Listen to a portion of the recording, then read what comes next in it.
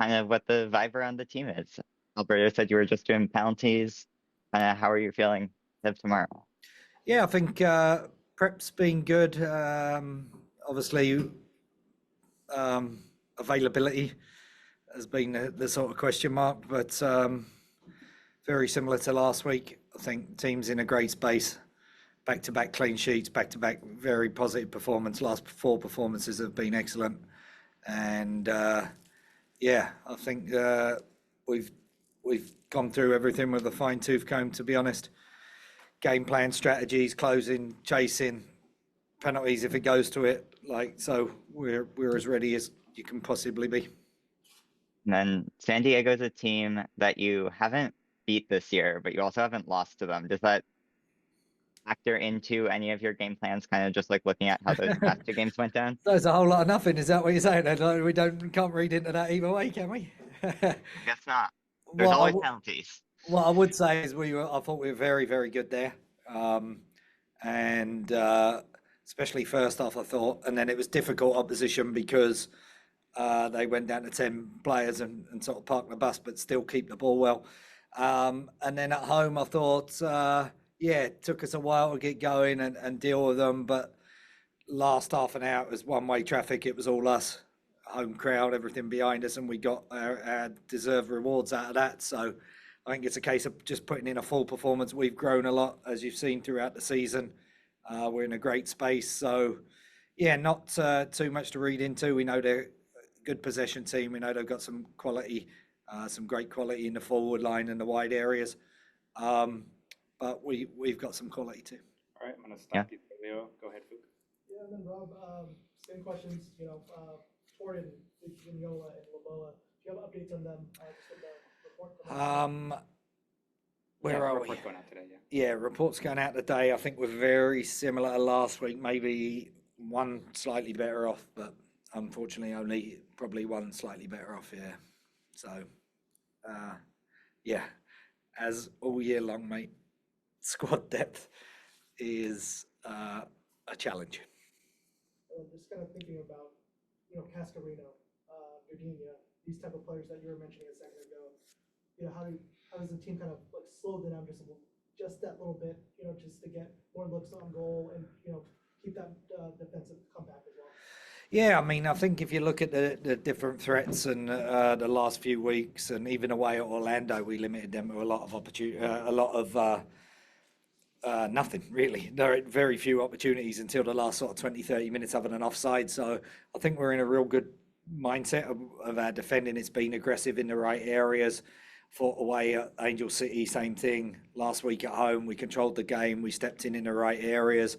We've just got to make sure we can be front-footed at the right times and in the right areas, and make sure that we're not sinking into shape or allowing them to bop it around us a little bit. So I think, yeah, it's a good possession team. They top those numbers, but within that, there's lots of weaknesses in them in the second half of the season as well, and we'll need to be ready to exploit those.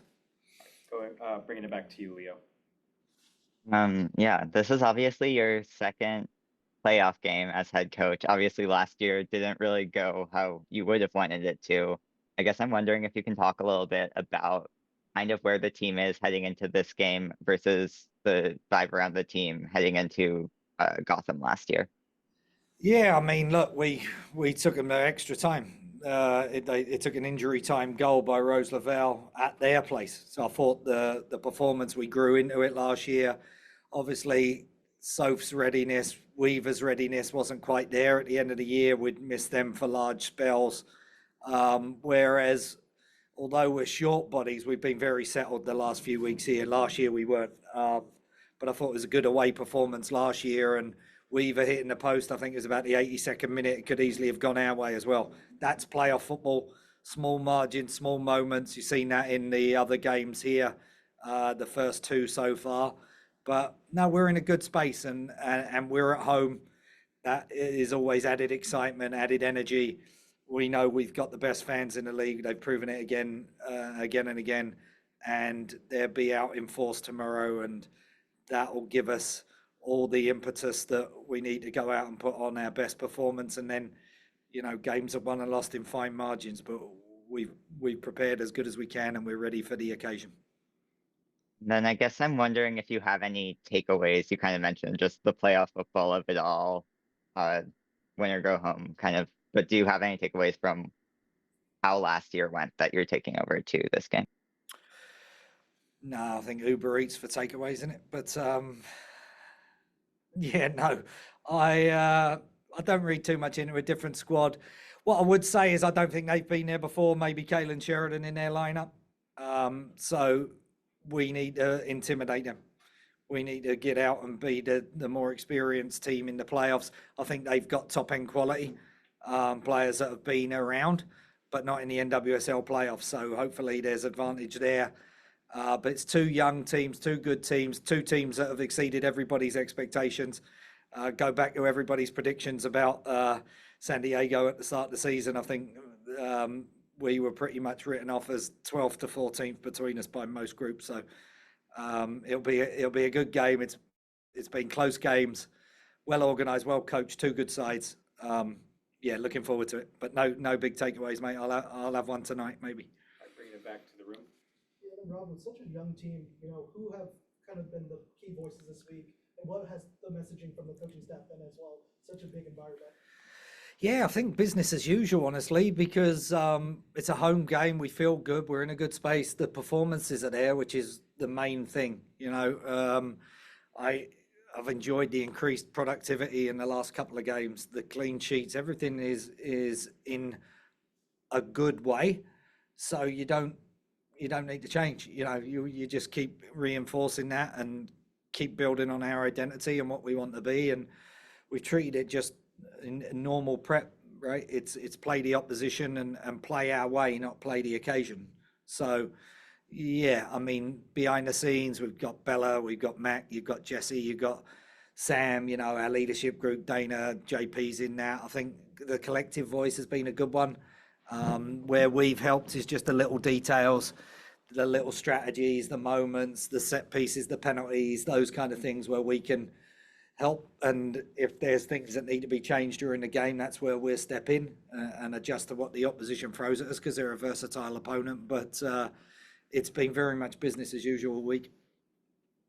Yeah, and then Rob, two completely different teams I feel like you've coached the past 2 seasons, right? And Yeah. This team has dealt with so much, weathering the storm all season long, and still doing that. Can you just kind of talk to us about what you kind of learned as yourself as a head coach in this league, but also just about this team as well? Well, I can coach anybody, is what you've learned.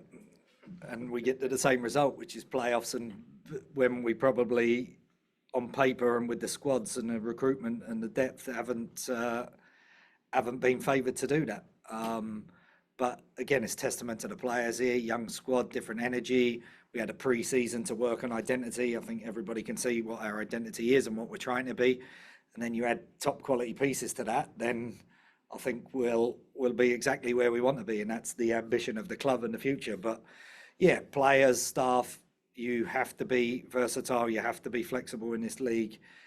I've said it many, many times. I've been around football all my life, and you never get too high when things are going well, because that's a fool's errand, and you never get too low when there's difficult moments. And inevitably in a season, other than Orlando last year and Washington and Kansas this year, everyone has adversity and struggles. And when I spend time with the coaches across the league, and I probably had, I think, about 9 or 10 out of the 13 others who've reached out to me, just complimenting us on the work and that this year. But we're all in the same boat, so they understand that. They understand the difficulties. So that's always nice from your peers. But yeah, you just got to roll with the punches. You keep your feelings pretty even keeled with the players. We focus on them, what we can control. Expect the expected, right? That's the key. And I think we've stayed consistent throughout that all year, that whenever there was a loss or a dip, we responded well. And that's great credit and testament to the rest of my staff, and of course, especially the players. Yeah, I think the shutouts have been huge. Obviously, I think those are our first shutouts post summer break. or if not the only ones, we haven't had as many. And it's definitely something we've talked about as a backline unit, and something that we've wanted to get back to. So really proud of, but not just the back line, really the whole team for our defensive performances the past couple games, because again, shutouts are something that we always, want to be striving for. Yeah, and then, just as one of the more veteran players on that back line, what has the messaging been to, especially for the young players who haven't got a chance to play in this atmosphere and this type of environment before?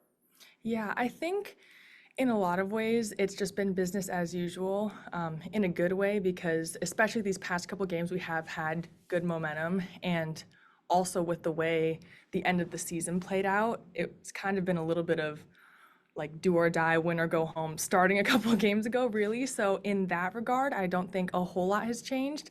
But we have kind of talked about it just honestly more as a team and as a group, just using Providence Park and knowing that this is, a playoff home game, and just being able to be ready for the energy that we're going to get from the crowd and just be ready to use that as well. Want to follow up? Leo, just take care of something real quick. Okay. Oh, and then, just all season long, the messaging from the team has been being written off and not letting that define you all. And then to get the third seed at this point, right, and to host a playoff match. And I assume, Sam, you talked about having your family down here for the matches. What is that atmosphere going to be like for you as, playing your first Thorn playoff game? Yeah, it's so exciting. And I actually was just talking about this with my family because they are coming down for the game. Because I've played a lot of games here in my career, but I'm pretty sure I haven't ever played a playoff game here. So it will be my first as well, which I'm pretty excited about.